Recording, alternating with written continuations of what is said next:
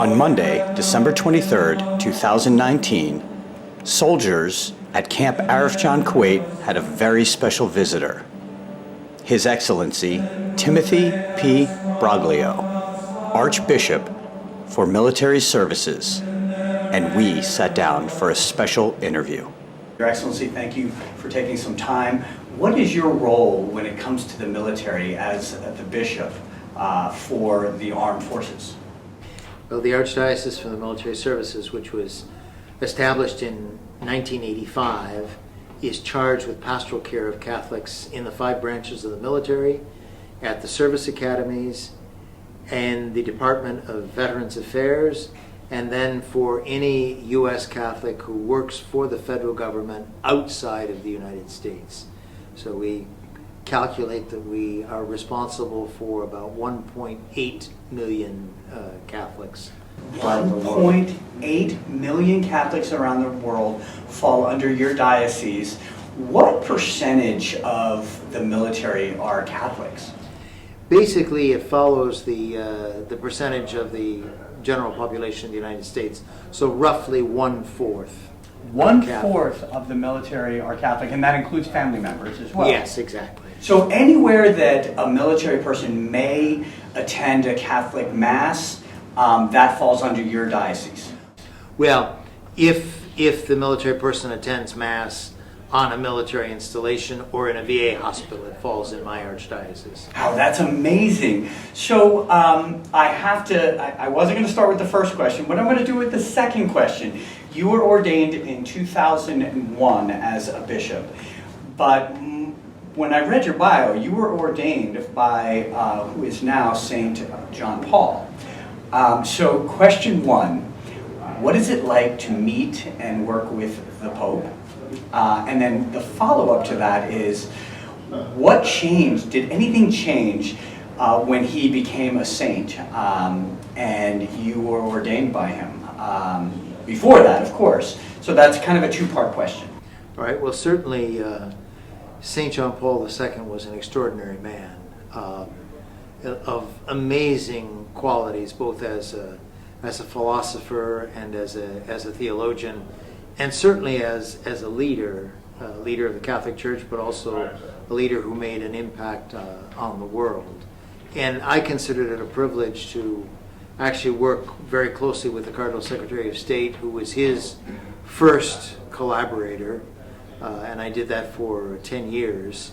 And then to be ordained by him was indeed a privilege. And at certain points in the ordination, I had to really think about the fact this is actually happening to me. So from a hierarchy perspective, usually you have the archdiocese and it's a bishop. That bishop usually rolls up to a cardinal. So do you, is that correct? And in fact, if it is, do you also roll up to a cardinal? Actually, an archbishop normally would be the highest authority in a province. He may or may not be a cardinal. However, the Archdiocese for the Military Services, because it is not in any province, it's immediately subject to the Holy Father. So let me, for the viewers out there, let's just go a little bit slower on that one. Who is your boss? Francis. So the Pope is your boss? Yes. Wow, what is that like?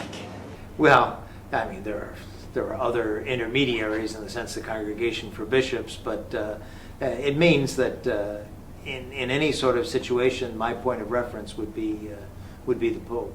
So when I get a performance evaluation from my boss, do you get a performance evaluation? We're not organized quite that same way. Had to ask the question. Okay, what is it like for you to be able to do Mass, to come out to these remote areas? Kuwait's not that remote, but you do travel quite a bit and you get out to these combat areas. What is it like for you to be able to serve Mass for soldiers? For me, it's probably the most moving part of my responsibilities, because it puts me right where my people are, and right where they're making a sacrifice, and so for me, it's really very touching to be able to do this. And every Christmas since I've been the Archbishop of the Military Services, I've come to some area where people are deployed, and I would say the majority of those times it's been in the Middle East.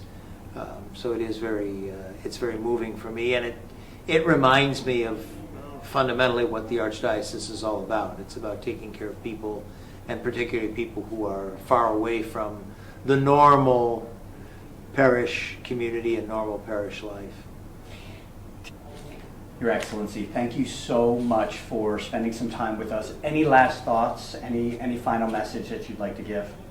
Well, first of all, I'd like to thank you for this opportunity, and also to 77th Sustainment Brigade to thank you for your commitment and your service, and to wish you and your families a very Merry Christmas, happy holiday season, and many, many blessings in the new year.